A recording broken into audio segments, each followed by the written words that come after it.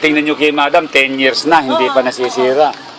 Ilan ang bibilin mo, madam, ngayon? 5. 5, pati yung apo niya. Tingnan mo, ma'am. Si ma'am, 10 years na yung kanya, hindi siya bibili ng ganyan kung hindi maganda. Maganda talaga. Ngayon lang niya nakita, naghahanap daw siya talaga dito. Talaga.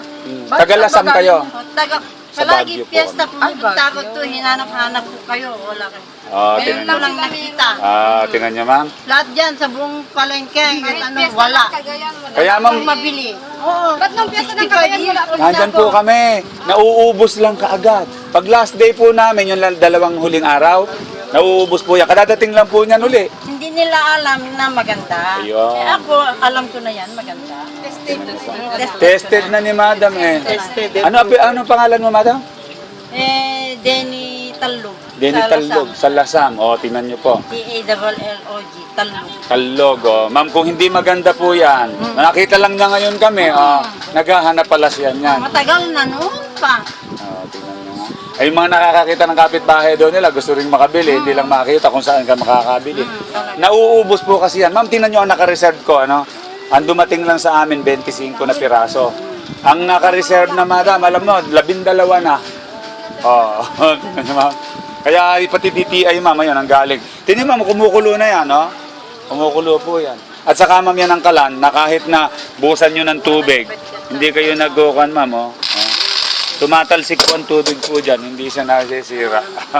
Kahit bumabagyo, makakapagluto kayo. Kahit umuulan, hindi nababasa yung kwan sa loob. Lagay mo lang sa loob. Lagyan mo.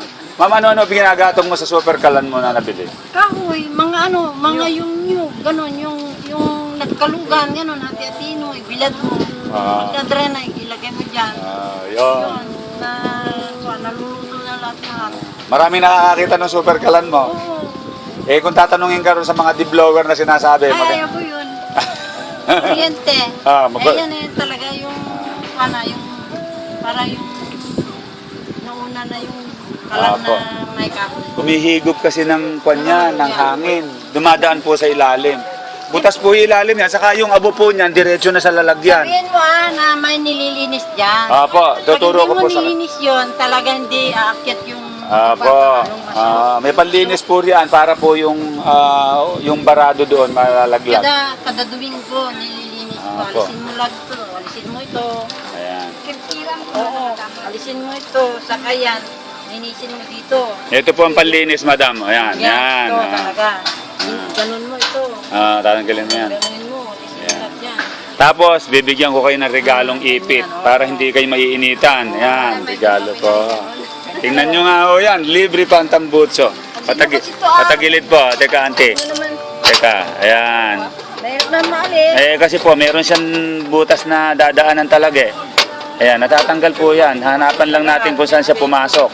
Meron po kasi siyang butas talaga na dinaanan niya Teka. Last day po namin bukas. Ito po, teka.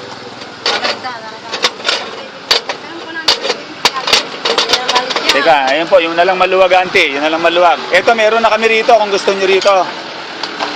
Ayan. Kukuha ko ngayon nakaset na pang ganyan to. Opo, may set na sa loob yan, nakalagay na. Tinan nyo po yung iba. Ano lang ilalagay, ito na lang? Yan na lang, ilalagay mo na lang pagdating sa bahay. Wala ako. Sige. Kinain.